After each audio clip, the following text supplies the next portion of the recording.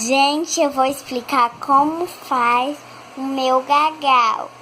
Primeiro a água, depois a aveia, depois o leite branco, que é meu favorito, e o leite sustagem, que é meu favorito também. 3. E também tem a água. E o liquidificador. Beijinho. Tchau.